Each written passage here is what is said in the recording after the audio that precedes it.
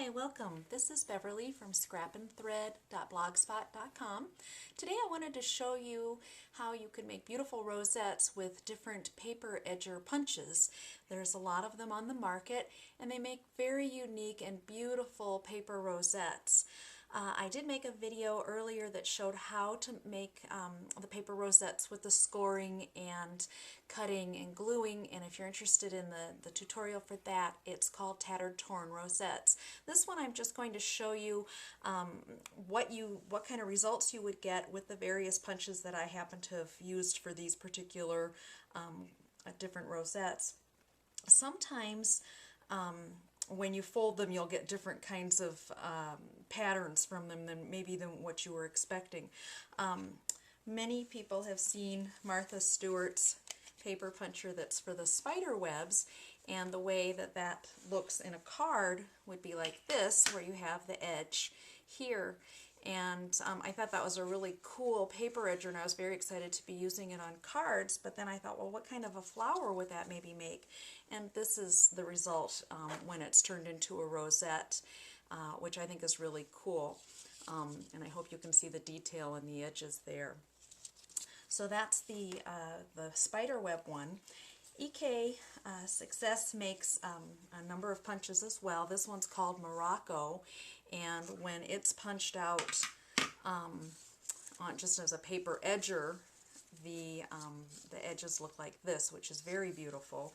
And then I use the two different strips together to make one rosette. One of the thinner strip is an inch wide when it started before I punched it, and the wider one is an inch and a half. And I haven't embellished this because I wanted to show what it looks like, and I will embellish that later. And another one by EK Success is called Bracket. It looks like this when it's punched, and this is what it made as a rosette. It's not as interesting as some of the other ones, but it's still very cute. Another Martha Stewart punch is the double loop, and it looks like this is a punch, and this is the rosette flower. I did two of them and put them together, and then I did two of them and put them together and then embellished it. This butterfly came from a House of Three Pink Paisley. This is another Martha Stewart punch. It's a snowflake one, and it has an embossed little snowflake on it, and that made this pretty paper punch rosette. And once again, I did two different rosettes and stuck them together. The embossed part is on the top of the pinwheel, whereas the punched in part is on the bottom on the white one, and it's opposite on the smaller one with the that I sponged in blue ink. And then this is a Fisker's punch. They call it threading water, and it's just basically it's a scallop, as you can see, with little holes in it.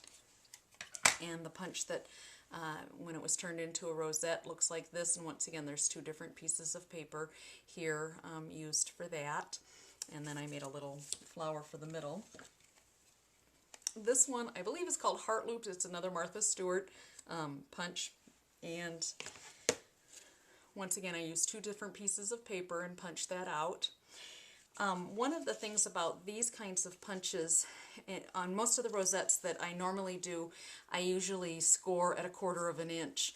But when there's a distinct design that's punched into it, I will use my scorer and punch at what I call peaks and valleys, where I would either do it in between the design here, or in this instance I did it in between the punches, but then also right in the middle of it, rather than measuring 1/4 of an inch. So that's maybe something to keep in mind, because it will change how your rosette turns out. So this flower was made from the Picket Fence, and this is what it looks like. This one has two separate rosettes that were made and then glued together, and put a little button on the top for an embellishment. And the last one here is a paper doily, lace doily, and it made a flower like this. This is once again with two layers put on top of each other and glued down as one, and has a little ribbon and a metal finding foundry work for the embellishment. I have lots of pictures on my blog. It's scrapandthread.blogspot.com. There's lots of detail on there. Please check it out. If you have any questions, leave me a comment or leave me a comment on my blog. Thanks so much for joining me. I really appreciate it. Take care.